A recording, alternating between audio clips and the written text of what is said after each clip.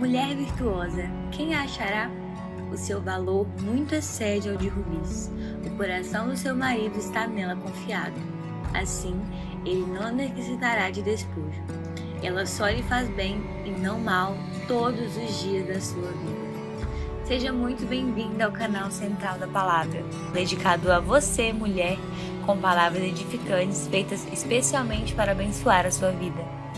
Antes de assistir a esse vídeo, se inscreva no canal, ative as notificações, deixe seu like, um comentário e compartilhe com quem você ama. Amém. Senhor, nós te agradecemos mais uma vez, Pai, te louvamos pelo dom da vida e porque podemos sentir a tua presença nessa manhã. E nós queremos entregar esse culto ao Senhor, confiar, ó Deus, a ti a mensagem desta manhã e pedir que o Senhor venha e use Helena com graça, sabedoria, poder, autoridade, unção, e que ela seja uma ferramenta nas tuas mãos nesta manhã. Amém. E que a tua palavra seja como uma semente que vai encontrar nos corações desta manhã uma terra fértil para poder brotar, germinar e dar muito fruto. Amém. Nós te adoramos e oramos em nome de Jesus. Amém. Amém. Aleluia. A paz do Senhor, meus queridos. Pastor Maurício, só assim, para fazer a gente cantar de novo. Glória a Deus. A gente está tão feliz de estar aqui, gente. Vocês são tão amados do nosso coração. A gente se sente em casa mesmo, na Strong Tower. Não é papo para boi dormir, não. Tem gente que gosta de ficar politicamente correto, né? Fala, a gente se sente em casa. Estou falando sério, né? Estou falando sério. A gente se sente em casa mesmo, a gente fica super à vontade. É tão bom a gente rever os rostinhos que a gente já conhece. Às vezes a gente não guarda o nome de todo mundo, né, gente? Problema de idade, mas é tão bom a gente rever vocês e ver que tem aqueles rostinhos conhecidos e que tem gente nova e que o Senhor tem acrescentado vocês. Bendito seja o nome do Senhor. E é uma responsabilidade tão grande ministrar no lugar do Lamartine, né? Um homem de Deus, um homem que o Senhor tem usado tanto nesses tempos, principalmente trazendo ao nosso coração aquilo que o Senhor está fazendo nos últimos dias, né? O Lamartine, ele é tão envolvido com a escatologia, com o estudo mesmo dos tempos finais, e é sempre tão edificante ouvi-lo. Mas a proteção, a bênção, o cuidado do Senhor está lá com ele, com a família dele. Ele não está aqui por força maior, né? E aprova o Senhor que eu estivesse aqui para trazer a palavra que o Senhor quer ao nosso coração nessa manhã. E nós estamos vivendo um tempo onde se fala muito em ser feliz. Felicidade. Como a gente quer ser feliz, né, gente? Quem aqui quer ser feliz? Ah, não? Vocês não querem ser felizes, não? Vocês querem ter uma vida miserável? Vou perguntar de novo. Quem quer ser feliz aqui? Muito bom.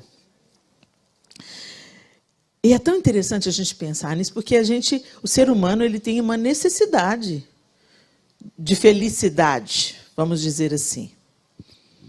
Tudo que a gente faz na vida, a gente está buscando felicidade. Quando eu me caso, eu quero ser feliz. Quando eu estou trabalhando, eu quero ser feliz. Quando eu ganho poder de compra, eu quero comprar algo que me traga felicidade, né? Essa é uma maneira bem simplória de falar sobre felicidade, ou bem ilusória de falar sobre felicidade. É tão interessante, gente, que Satanás, ele se apresenta para Jesus na tentação, oferecendo para Jesus algo de que Jesus tinha necessidade. Então, Satanás sempre se apresenta a nós, nos oferecendo aquilo que nos falta. E é aí que a gente tem que ficar esperto. Satanás não vai te oferecer o que não te apetece. Por isso que o apóstolo Paulo fala assim, quem pensa estar de pé, cuide para que não caia. Porque às vezes você pensa em alguma coisa e fala assim, isso não mexe comigo. Ô, gente, vai adulterar, é muito burro para mexer com isso, gente, dá muito problema na vida. Vai roubar, vai desviar dinheiro. Uma hora é pego. Às vezes é uma área que você não é tentado, que não te apetece. Não é que essas áreas não precisem de vigilância, não. Porque a gente é tudo feito do mesmo material, né? Mas tem algumas áreas onde nós temos necessidades. E é essa área que Satanás vai vindo sempre fazendo uma proposta. O que ele ia oferecer para a mulher no jardim, gente? A mulher já tinha tudo, o homem já tinha tudo. Eles tinham comunhão plena com Deus, eles desfrutavam de um ambiente onde o pecado ainda não havia entrado. Então, você imagina a harmonia, a alegria, a leveza. Parecia que tinha tudo, né? Então, como é que ele vem tentando? A única coisa que Deus falou para não. Mas é claro que... O que é que Deus falou? Não, o Senhor falou que a gente pode comer de todas as árvores do jardim. Então, o que eu tenho, tá bom. Pois é, mas falta alguma coisa, né? Ele só falou que não dá para comer da árvore do conhecimento do bem e do mal. Ah, então você não pode. E por que não pode? Porque senão nós morreremos. Aí ele vem com a mentira. Mas é claro que vocês não vão morrer. Porque no dia que vocês comerem da árvore do conhecimento do bem e do mal, vocês serão como Deus. Então, primeiro ele sonda uma necessidade, algo que ela não tinha experimentado, algo que ela ainda não tinha. E depois ele vem com um projeto de poder. Você vai ser como Deus. Se você é como Deus, aí você não vai precisar de mais nada.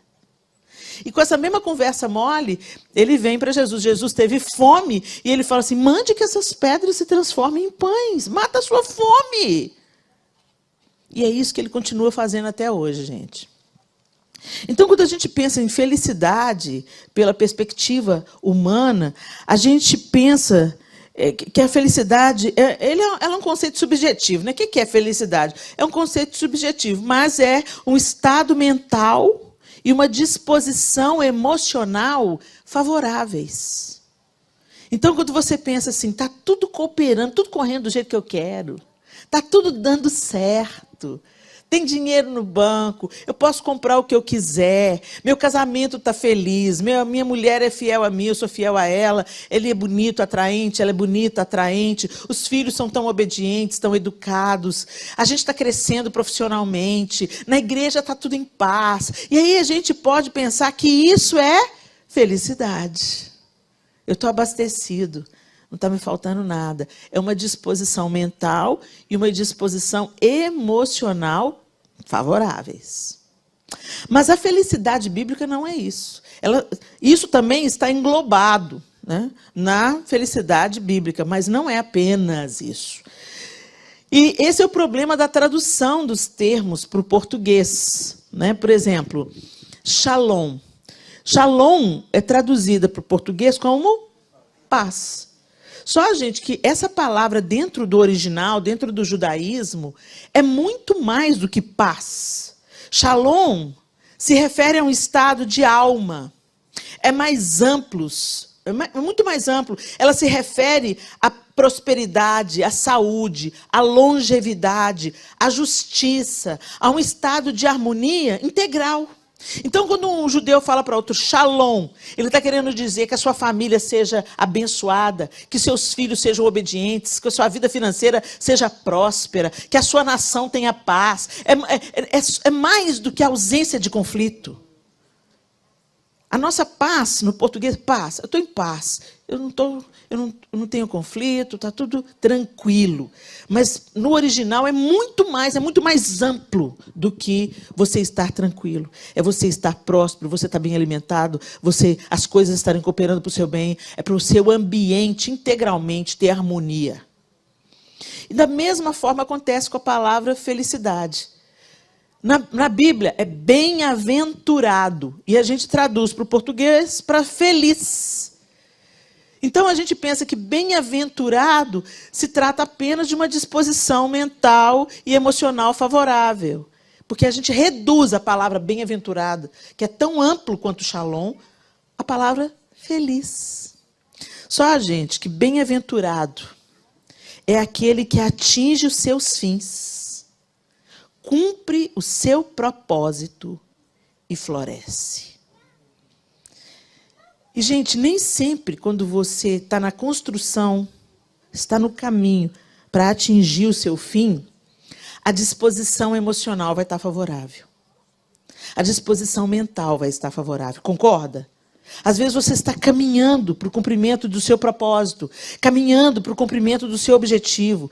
Você está perseguindo o seu fim, os seus objetivos. Mas a jornada pode ser muito árdua. Por isso que a felicidade bíblica, ela não depende apenas de um estado emocional ou mental favoráveis. Ela depende de você estar andando na direção certa. Ela depende de você estar procurando, permanecendo no caminho, que vai fazer com que você atinja os seus fins, que vai fazer com que você cumpra o seu propósito. E perceba, florescer é o ápice. Florescer é o ápice. Só que hoje, no tempo que a gente está vivendo, a gente inverteu as coisas. A gente quer ser feliz agora. A gente faz tudo para alcançar um estado emocional e mental favorável. Só que o que vai te dar 10 minutos de prazer pode levar o resto da sua vida levar você à miséria emocional, física, espiritual. A gente quer prazer, mas às vezes esse prazer vai nos custar absolutamente tudo. Ontem nós estávamos conversando sobre uma pessoa em comum que nós conhecemos e a gente estava explanando sobre a ideia de um homem que experimentou um casamento que tinha tudo para ser feliz, com uma mulher um pouco mais jovem, e ele investiu tudo nesse relacionamento, e ele queria o quê? Estar casado com uma mulher mais jovem, que já não era a primeira esposa dele, e ele se deu inteiramente para esse relacionamento, mas as ideias dela em relação ao casamento eram completamente contrárias à ideia dele, e isso custou tudo dele. Ele perdeu absolutamente tudo. Ele era bem-sucedido no seu trabalho, ele era bem-sucedido naquilo que ele desempenhava, ele tinha uma vida equilibrada, ele tinha uma vida próspera, ele era respeitado na comunidade que ele vivia. Mas ela, até tentar envenená-lo, ela tentou, para poder dar o dinheiro que ele tinha. E a conclusão, ela não conseguiu, porque Deus teve misericórdia da vida dele, não deixou ela lograr êxito no plano maléfico dela, mas ela quebrou esse cara. Ele começou bem. Ele começou, eu imagino, né? Jovem, bonita, atraente, com um papo bom. Ela se converteu à religião dele e ficaram tão felizes. Se converteu. E aí, quando o tempo foi passando, e ela era bem mais jovem, ela viu que ele tinha uma saúde plena. Com certeza ela estava tentando entrar naquele relacionamento para tirar vantagem. Ele vai durar pouco, eu vou ter que me sacrificar um pouco por um tempo, mas depois ele morre e eu fico rica. Gente, parece coisa de novela, né? Mas isso acontece na vida real. E quantas vezes essa é uma história, diante de milhares, dezenas, centenas de histórias de pessoas que largam um relacionamento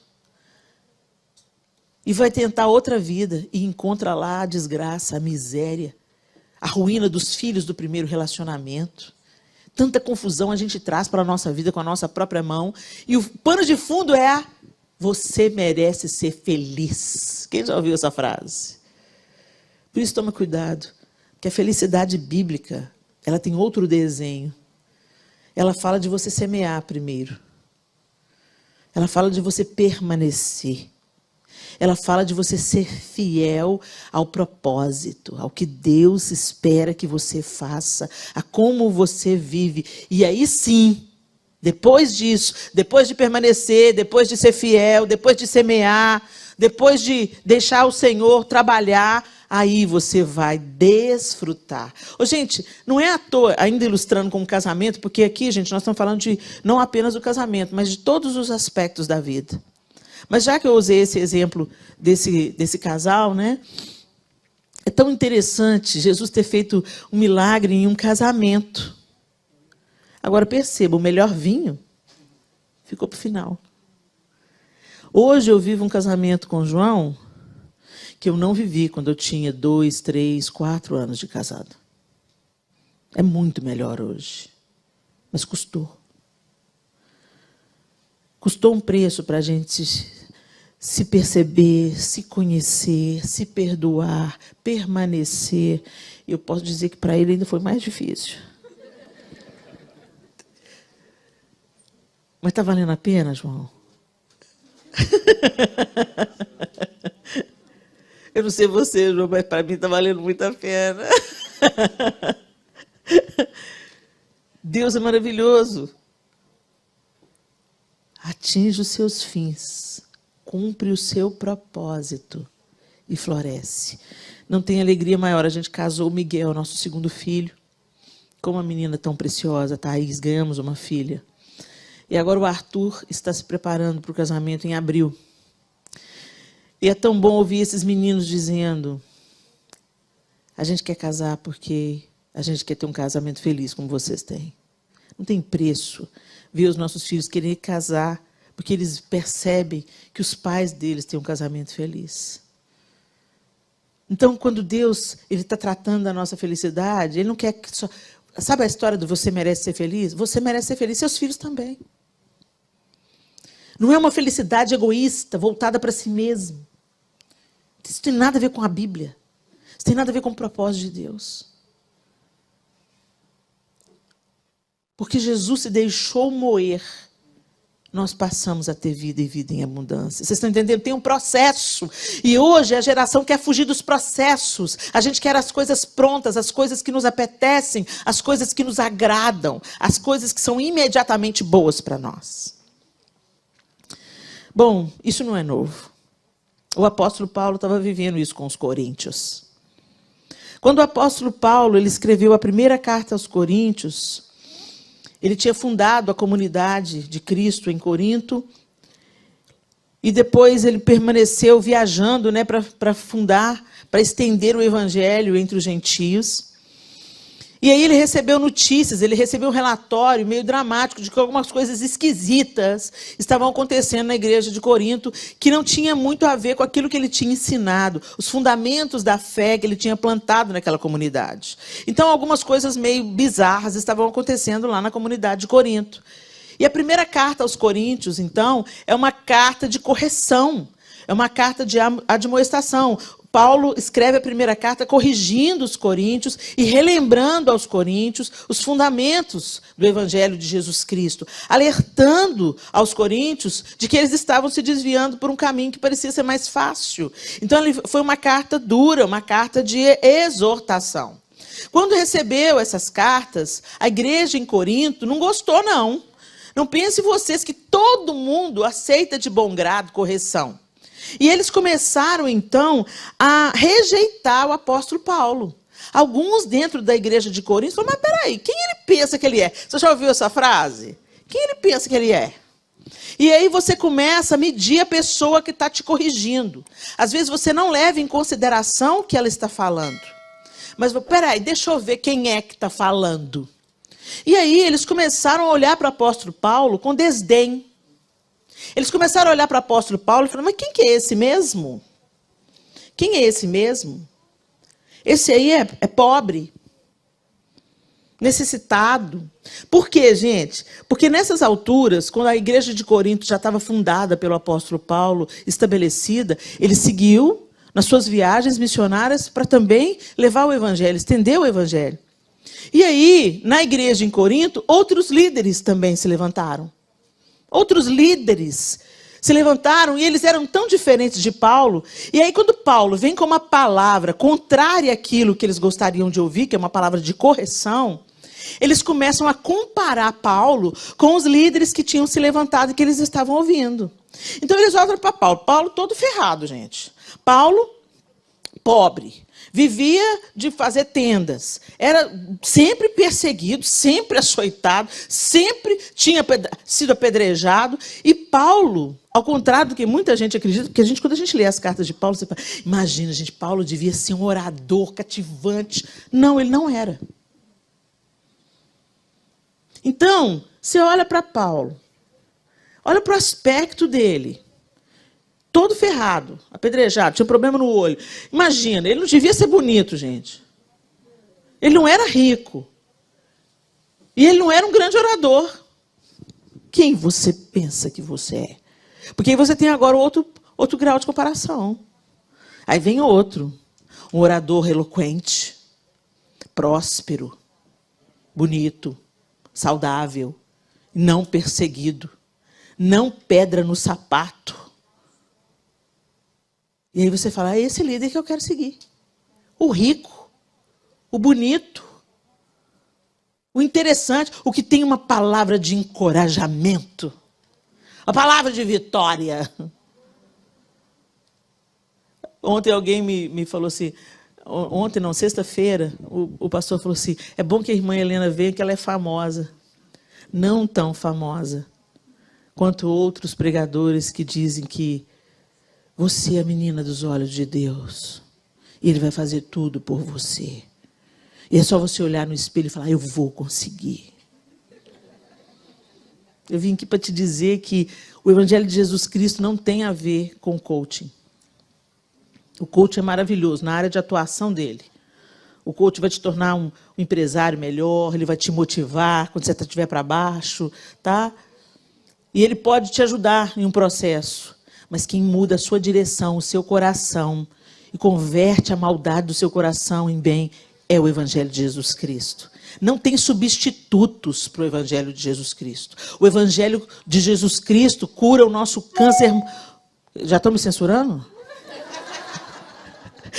O Evangelho de Jesus Cristo cura o nosso câncer moral. O coach põe band-aid. Vocês estão entendendo? Muito bem. E aí, isso aqui não é novo, não. Já estava lá no tempo de Paulo, lá na igreja de Corinto. Tinha gente com uma palavra mais agradável de se ouvir. Lá vem o apóstolo Paulo falar que a gente está errado. Lá vem o apóstolo Paulo falar que a gente está em pecado. Lá vem o apóstolo Paulo falar que a gente tem que sofrer por amor a Cristo. Eu não quero sofrer, eu quero ser feliz. Vai para o inferno feliz então, querida. E o apóstolo Paulo, ele traz na sua segunda carta, a segunda carta aos Coríntios, né? Ela é dividida em três partes. A primeira parte, ele está ainda buscando harmonia, e eles já tinham, na segunda carta, se reconciliado, porque na primeira carta ele foi rejeitado, ele foi questionado. Mas ele ainda está resolvendo isso na primeira parte. Na segunda parte da carta, ele está chamando os coríntios para a necessidade do engajamento, de serem generosos. Porque os judeus em Jerusalém estavam tendo muita pobreza, muita dificuldade, e ele estava arrecadando doações para ajudar a igreja em Jerusalém, e Corinto não tinha participado.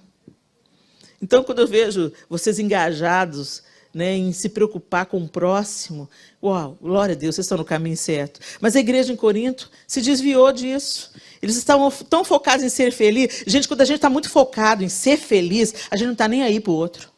A gente não se envolve com a causa do outro. Por isso que, às vezes, o Senhor permite um sofrimento na nossa vida para abrir os nossos olhos, que nós não vivemos só para o nosso próprio umbigo, e que tem gente que está sofrendo, e que tem gente que está desejando ter uma vida como a nossa, a vida que nós desprezamos e achamos que nós não somos tão felizes assim. Essa pandemia, ela trouxe para a gente muita coisa boa, porque ela viu que as coisas maravilhosas da vida são simples. Abraçar, beijar, ir por onde quiser, eu quero ir no mercado, eu quero ir ali, sem medo, sem máscara. Não usar máscara, que delícia. Coisa simples. Poder beijar a mãe idosa sem medo de passar um vírus para ela. Quem tem ouvidos para ouvir, ouça. O Senhor está nos dando uma oportunidade de crescimento, não de destruição, não de desânimo, mas Ele está nos dando uma oportunidade. É como você vai descascar esse abacaxi aí que vai fazer a diferença. Você pode comer a coroa do abacaxi e encher a boca de espinho. Ou você pode tirar a casca, fazer chá, picar, fazer uma mousse. E você pode tirar muita coisa boa desse abacaxi. E se eu ponho a coroa na mão da Cátia, ela espreia de dourado e ela fica linda, a coroa. Não é assim? Pois é. E na segunda carta aos Coríntios, nós descobrimos que depois de conhecer outros oradores cristãos, né, mais ricos e poderosos, a igreja ficou balançada. O apóstolo Paulo, então, na segunda carta, firma aquilo que ele estava falando na primeira carta e reafirma o seu amor para com os coríntios. Na segunda parte da 2 Coríntios, ele chama eles de novo para a generosidade, que nós estamos na terra não apenas para buscar a nossa felicidade, mas para servirmos uns aos outros.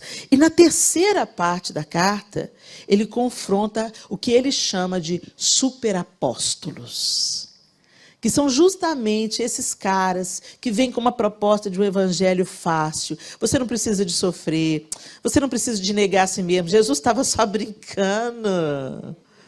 Você pode vir, você tem que adquirir riquezas, você tem que ser próspero, você tem que ser... Paulo é feio, Paulo não é bom orador, Paulo... E aí os coríntios também pedem...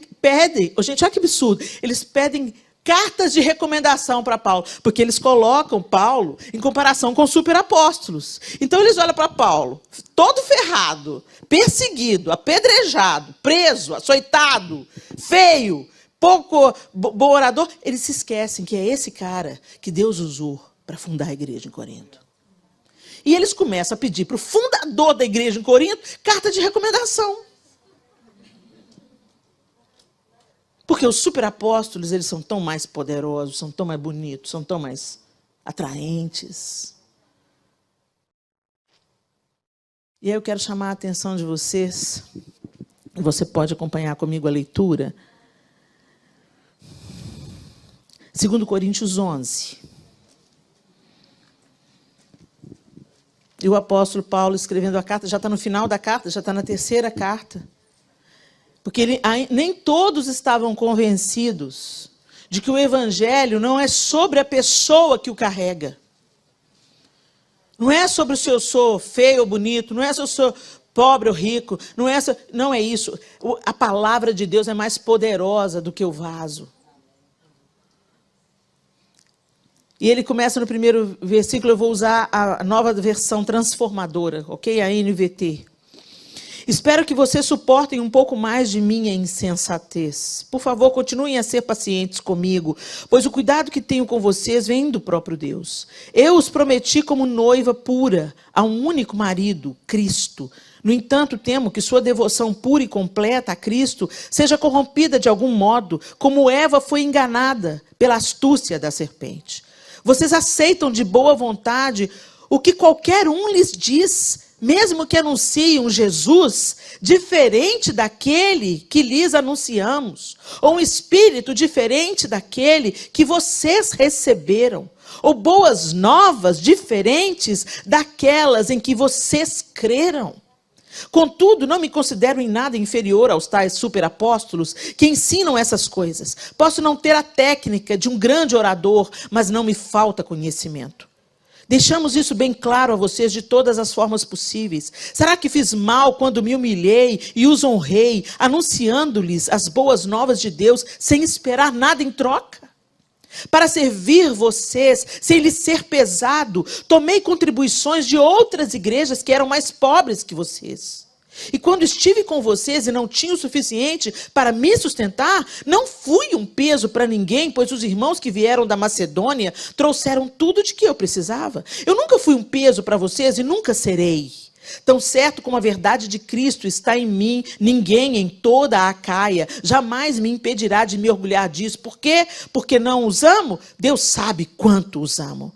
Assim continuarei a fazer o que sempre tenho feito. Com isso, frustrarei aqueles que procuram uma oportunidade de se orgulhar de realizar um trabalho como o nosso. Esses indivíduos são falsos apóstolos, obreiros enganosos, disfarçados de apóstolos de Cristo. Mas não me surpreendo, até mesmo Satanás se disfarça de anjo de luz. Portanto, não é de admirar que seus servos também finjam ser servos da justiça. No fim, receberão o castigo que suas obras merecem. E ele continua descrevendo o que ele já passou, gente. Volto a dizer, não pense que sou insensato, mas se o fizerem, aceitem-me como insensato, para que eu também me orgulhe um pouco. Não expresso esse meu orgulho como algo que vem do Senhor, mas como um insensato faria. Uma vez que outros se orgulham de suas realizações humanas, farei o mesmo. Afinal, vocês se consideram sábios, mas suportam de boa vontade os insensatos. aceitam que outros os escravizem, devorem seus bens, se aproveitem de vocês, os menosprezem e lhes batam no rosto. Envergonho-me de dizer que fomos fracos demais para agir desse modo. Em qualquer coisa que eles se atrevem a se orgulhar, mais uma vez falo como insensato, eu também me atrevo. Eles são hebreus? Eu também sou. São israelitas? Eu também sou. São descendentes de Abraão? Eu também sou. São servos de Cristo? Sei que dou a impressão de estar louco, mas digo que tenho servido muito mais. Trabalhei com mais dedicação, fui encarcerado com mais frequência, perdi a conta de quantas vezes fui açoitado e em várias ocasiões enfrentei a morte. 5 vezes recebi dos líderes judeus os 39 açoites. 3 vezes fui golpeado com varas. Fui apedrejado uma vez. 3 vezes sofri naufrágio. Certa ocasião passei por uma noite e um dia no mar à deriva. Realizei várias jornadas longas. Enfrentei perigos em rios e com assaltantes. Enfrentei perigos do meu próprio povo, bem como dos gentios. Enfrentei perigos em cidades, em desertos e no mar. E enfrentei perigos por causa de homens que se diziam irmãos, mas não eram. Tenho trabalhado arduamente, horas a fio, e passei muitas noites sem dormir. Passei fome, senti sede, muitas vezes fiquei em jejum. Tremi de frio por não ter roupa suficiente para me agasalhar. Além disso tudo, sobre mim pesa diariamente a preocupação com todas as igrejas. Quem está fraco, que eu também não sinta fraqueza? Quem se deixa levar pelo caminho errado, que a indignação não me consuma? Portanto, se devo me orgulhar, prefiro que seja das coisas que mostram como sou fraco. Deus, o Pai de nosso Senhor Jesus, que é digno de louvor eterno, sabe que não estou mentindo. Quando estava em Damasco, o governador sob o rei Aretas pôs guardas às portas da cidade para me capturar. Para escapar dele, tive de ser baixado num cesto grande de uma janela no muro da cidade. Ele está compartilhando com os irmãos as suas necessidades, que nada diferiam, gente, do Cristo a quem ele anunciava. Jesus foi perseguido, Jesus foi açoitado, Jesus foi morto, mas a gente prefere um evangelho mais facinho. E aí, quando a gente lê isso tudo, a gente se lembra de uma advertência também do apóstolo Paulo, e que cabe muito bem nos dias que a gente está vivendo, gente. É a admoestação que ele fala na sua carta a Timóteo. Na segunda carta a Timóteo, no capítulo 4, ele diz assim, 2 Timóteo 4. Eu lhes digo solenemente na presença de Deus e de Cristo Jesus, que um dia julgará os vivos e os mortos quando vier para estabelecer seu reino. Pregue a palavra. Esteja preparado, quer a ocasião seja favorável, quer não. Corrija, repreenda e encoraje com paciência o bom ensino. Pois virá o tempo em que as pessoas já não escutarão o ensino verdadeiro, seguirão os próprios desejos e buscarão mestres que lhes digam apenas aquilo que agrada aos seus ouvidos. Rejeitarão a verdade e correrão atrás de mitos. Você, porém, deve manter a sobriedade em todas as situações. Não tenha medo de sofrer. Trabalhe para anunciar as boas novas e realize todo o ministério que lhe foi confiado. Quanto a mim, minha vida já foi derramada como oferta para Deus. O tempo de minha morte se aproxima. Lutei o bom combate, terminei a corrida e permaneci fiel. Agora o prêmio me espera, a coroa de justiça que o Senhor, o justo juiz, me dará no dia de sua volta. E o prêmio não só será para mim, mas para todos que com grande expectativa aguardam a sua vinda. Gente, por que você, quando começa a ler a Bíblia, te dá um sono? Por que quando eu posto lá no meu Instagram, redescobrindo sua Bíblia, você passa direto? Se eu tivesse postando o look do dia, ia bombar de visualização e curtida. Eu já testei.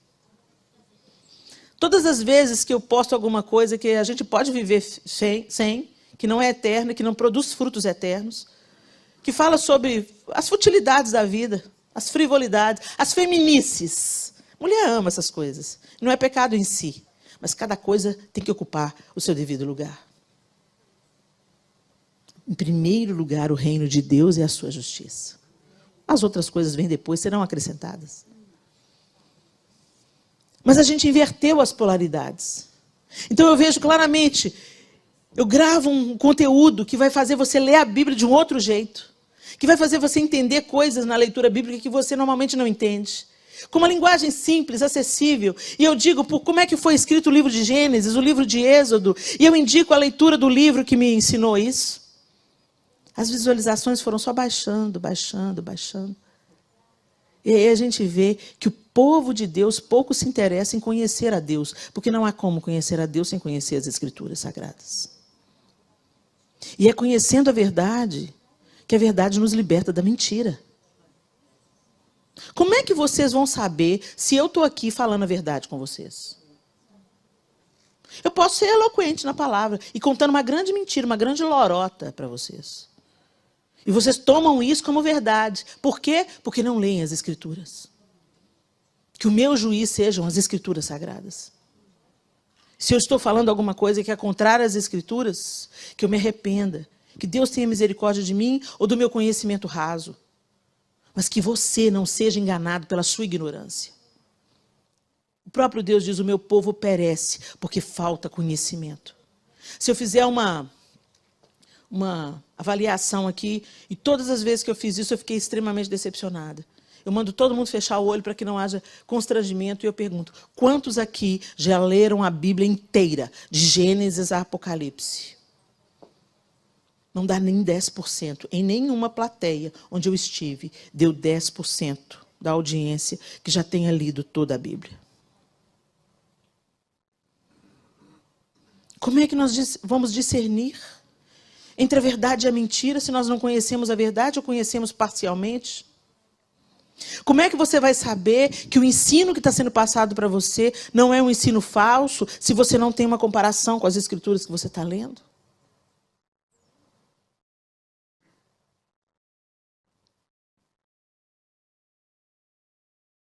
Corinto estava vivendo isso. Eles tinham recebido a boa palavra.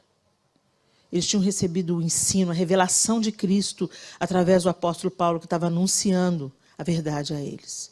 Mas eles olharam para a aparência de outros que também estavam falando de Cristo. Eles não estavam falando de outro Deus, não, gente. Eles estavam falando de Cristo. Mas eles colocaram os olhos na aparência desses homens, na eloquência desses homens, nas posses que eles tinham. E eles começaram a falar, eu quero uma vida igual a essa aí, ó. Eu quero ser abençoado. Eu quero ser próspero nessa terra. Olha para Paulo, gente. Não quer ser igual Paulo, não. Quero ser igual fulano de tal.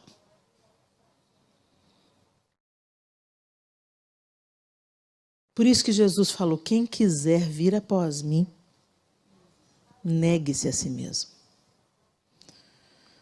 Se você está querendo a eloquência, a aparência, ou o que o mundo chama de sucesso, eu quero te dizer, você tem que deixar o prumo da palavra de Deus te mostrar o que realmente é sucesso.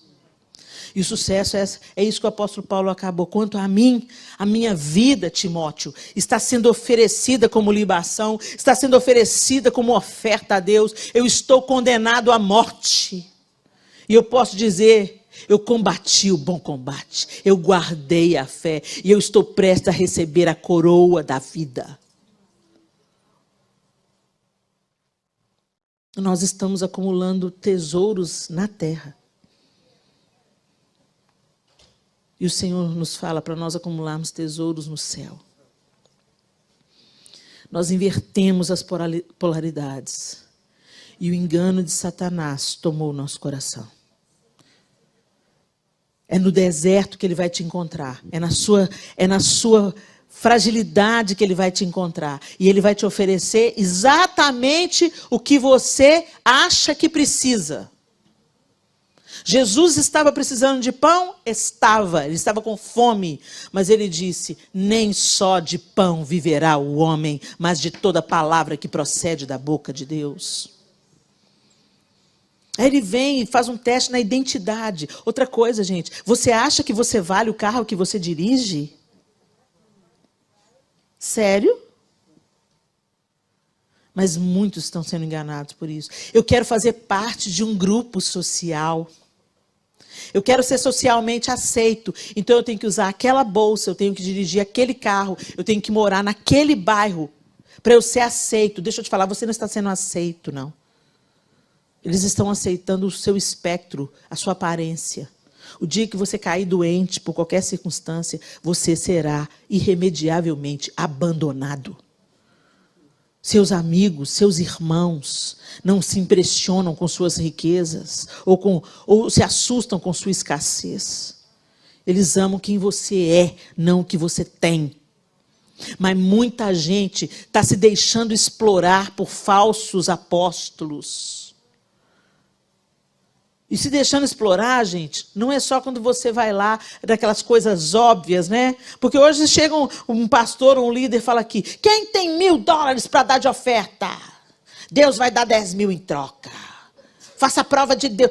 Quando vem esses ensinos assim, você já compara com a Bíblia, não...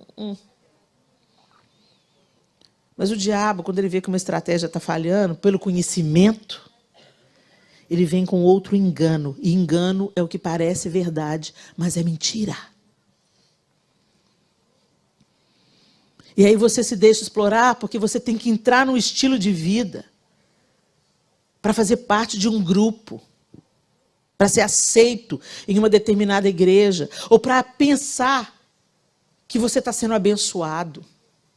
Gente, se a gente olhar para os discípulos, então, Deus está reprovando todos eles, né? Tudo lascado, preso, açoitado. Então Deus não estava...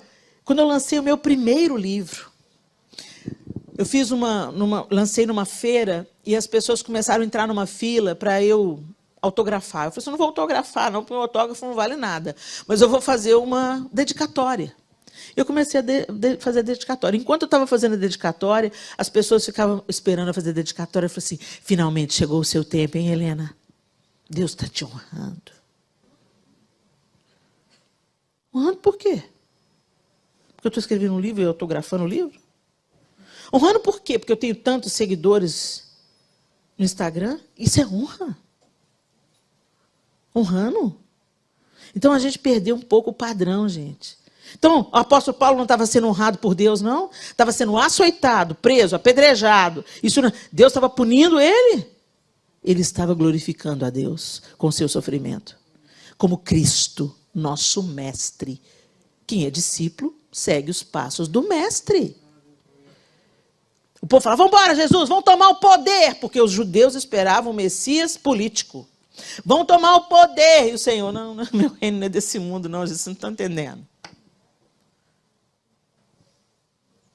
Quando parecia que ele estava perdendo, ele estava triunfando sobre todo principado e potestade. Quanto mais você desce, mais autoridade você tem diante de Deus. E Jesus nos advertiu que nós sofreríamos por amor a Ele, que nós seríamos perseguidos por causa do seu nome. E isso deveria ser para nós motivo de alegria e não de tristeza. Mas não é isso que está acontecendo, gente. A gente inverteu as polaridades e a gente acha que nós vencemos na terra quando somos reconhecidos pelos homens. Eu quero te dizer, quem é reconhecido pelo homem já recebeu a sua herança. Eu quero receber a minha coroa daquele a quem eu sirvo. Ela que tem valor para mim. Eu quero que o Senhor olhe para mim e fale, Helena, bendita do meu Pai, entra na posse do reino. Nós estamos buscando símbolos de status e poder que Jesus desprezou. Ele não nasceu em Jerusalém. Ele não cresceu em Jerusalém. E ele não exerceu a maior parte do seu ministério, dos seus milagres, em Jerusalém. Em Jerusalém ele foi morto. Mas nós queremos Jerusalém. Nós queremos status religioso. Nós queremos a beleza do templo. Nós queremos igrejas grandes, cadeiras acolchoadas. Não para que caibam mais pessoas, mas para que a gente se sinta melhor no status. De que igreja você é? Eu não tenho nada contra igrejas grandes. Eu sou de uma igreja grande. Mas uma igreja grande tem que querer servir. Ser grande para servir. Não para ser servida. Não para engolir tudo em volta. Mas para favorecer os que são menores. O irmão mais velho, o irmão maior, protege os menores. Encoraja os menores, serve os menores. Que Deus nos ajude. Porque literalmente é nadar contra a correnteza. A correnteza desse mundo fala que você tem que ter sucesso, status, poder, usar roupas de marca, morar em bons bairros, dirigir grandes carros, que você tem que ter uma multidão te seguindo. Jesus só tinha 12, mas você quer ter você está lá sempre contando os seguidores no Instagram. Isso teve uma coisa que aborreceu a Deus, e eu já preguei aqui nessa igreja sobre isso, foi quando Davi resolveu contar o seu exército. Quando Davi resolveu contar o seu exército, Deus pesou a mão e matou 700 homens num só dia. 700 mil, ou 70 mil. 70 mil, eu sempre confundo o 7 com muitos zeros atrás. Foi tenso. Porque Deus não fazia recenseamento? Deus fazia recenseamento, mandava contar o povo. Mas Davi, a motivação do coração do Davi era medir o quanto que ele era poderoso. Quando que o seu exército era poderoso. Por que, Davi? Você está pensando que foi o seu exército que te deu vitória? Foi a mão do Senhor que sempre te favoreceu. Quando nós começamos a nos gabar do que somos, do que temos, onde moramos, tem alguma coisa muito errada. Em nada nós nos parecemos com o Cordeiro de Deus. Somos mais parecidos com Lúcifer. Porque ele que já era querubim da guarda, ungido para cobrir, coberto de pedras preciosas. E um dia pareceu para ele que não era suficiente, que ele tinha que ser como Deus. E ele continua financiando os projetos de quem quer ser como Deus. Não se deixe enganar. E o apóstolo Paulo, para a gente encerrar, ele termina a sua carta ao 2 Coríntios, no capítulo 13. E ele fala assim: essa é a terceira vez que irei visitá-los. Os fatos a respeito de cada caso devem ser confirmados pelo depoimento de 2 ou 3 testemunhas. Em minha segunda visita, já adverti aqueles que estavam em pecado. Agora, como naquela ocasião, volto a adverti-los, e também os demais, de que da próxima vez não os pouparei. Paulo não estava preocupado em ser popular. Ele estava preocupado em falar a verdade. Eu lhes darei todas as provas que desejarem de que Cristo fala por meu intermédio. Lembra das cartas de recomendação? Os coríntios estavam querendo prova de que era Cristo mesmo que estava falando. Ele não é fraco ao tratar com vocês. Ao contrário, é poderoso entre vocês. Embora ele tenha sido crucificado em fraqueza, agora vive pelo poder de Deus. Nós também somos fracos, como Cristo foi. Mas quando tratarmos com vocês, estaremos vivos com ele e teremos o poder de Deus. Ele está dizendo assim: nós não vamos tolerar aqueles que estão corrompendo o evangelho de Cristo dentro de vocês. Então, eu estou advertindo, porque quando chegar aí, embora eu seja fraco, eu tenho Cristo ressuscitado dentro de mim, e eu vou agir como eu devo agir, para que o evangelho verdadeiro seja preservado. Examinem a si mesmos. Verifiquem se estão praticando o que afirmam crer. Assim poderão ser aprovados. Certamente sabem que Jesus Cristo está entre vocês. Do contrário, já foram reprovados. Minha expectativa é que, uma vez que se examinarem, reconheçam que não fomos reprovados.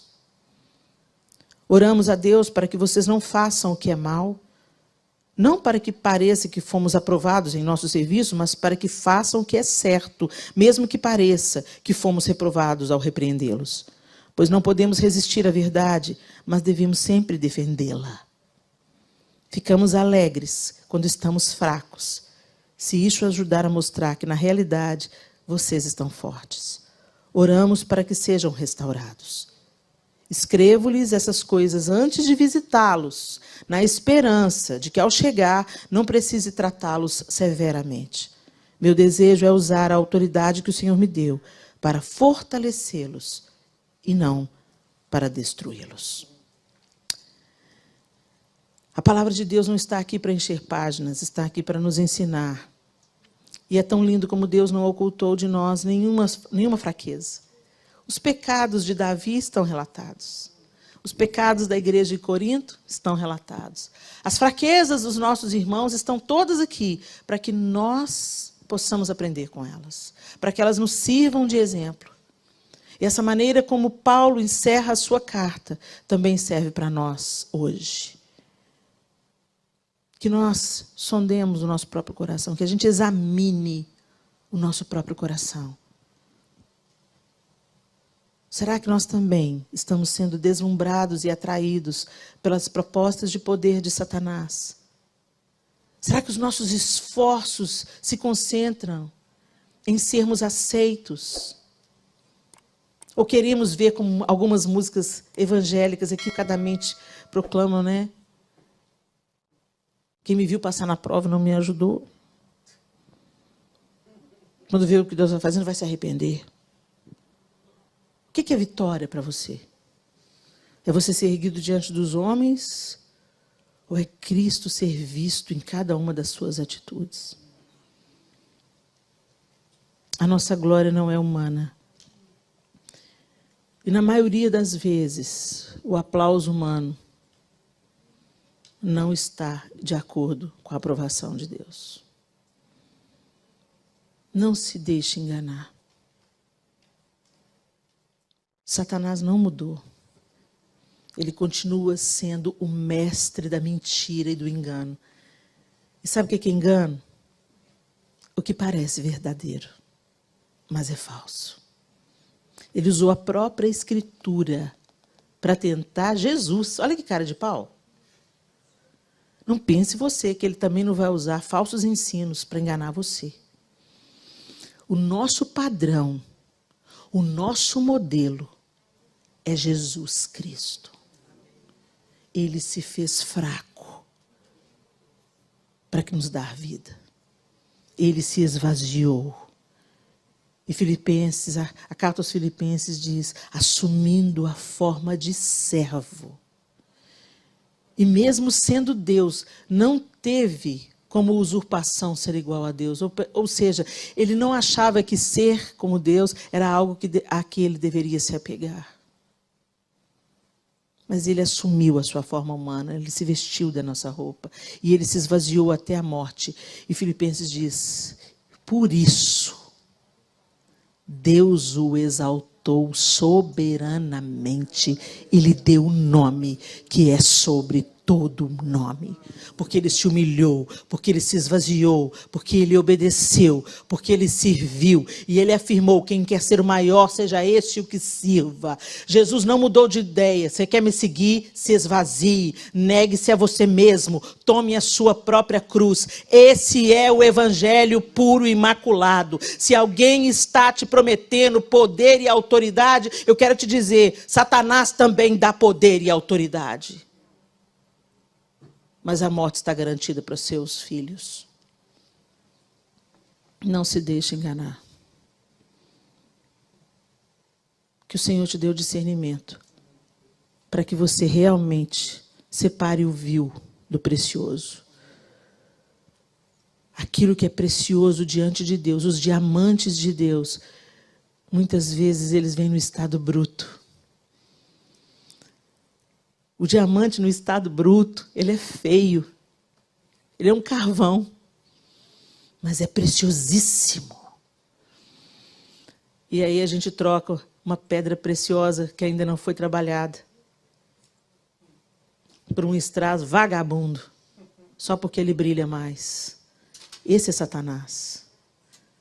Ele oferece algo mais bonito, mais atraente, mas que é falso. Feche os seus olhos.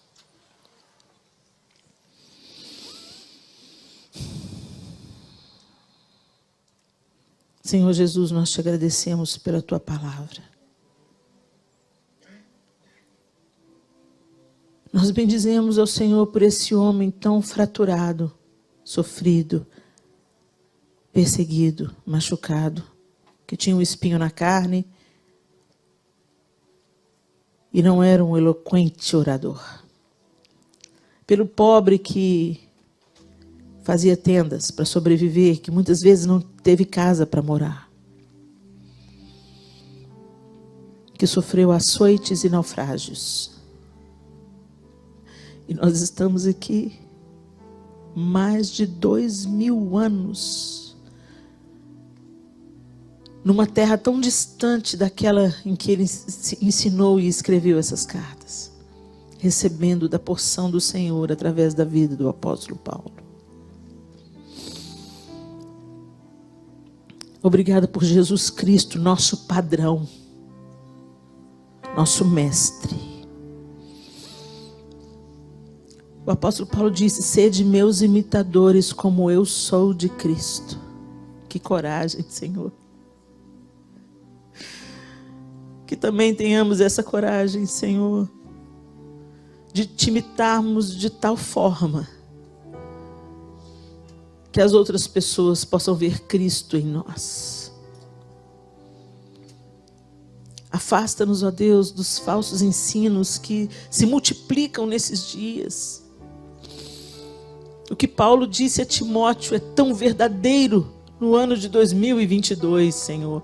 As pessoas não querem saber de palavras de confronto, de correção. Elas não querem saber de abraçarem a cruz de Cristo. Elas não querem saber de derramar vida por outros. Mas aqueles que são teus o farão prontamente. Que nós sejamos contados, Senhor, com as ovelhas.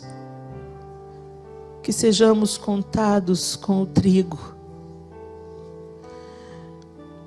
E que ouçamos do Senhor naquele grande dia que não está longe: vinde benditos de meu Pai, entrem na posse do reino que vos está preparado desde a fundação do mundo. Que o teu Espírito Santo nos fortaleça. Eu peço sobre a igreja, Senhor, Strong Tower, nessa manhã, o dom do discernimento de espíritos. Deus nos dê discernimento. O apóstolo Paulo nos encoraja a buscarmos os melhores dons, não para que nos envaideçamos, mas para que estejamos protegidos e para que sirvamos com os nossos dons. Nós queremos buscar do Senhor nesses dias. Nos dê espírito de discernimento, Senhor. Nos dê o dom do discernimento. Não nos deixe ser enganados, Senhor, pelas mentiras que são contadas como verdades, pelo engano sutil, traiçoeiro do mestre da mentira, do pai da mentira. Mas que a tua verdade, plantada e fortalecida em nossos corações, nos livre do nosso próprio coração enganoso e desesperadamente corrupto. Nos ajuda, Senhor. Pela tua misericórdia e graça nós oramos, em nome de Jesus. Amém e amém. Deus abençoe vocês, pessoal.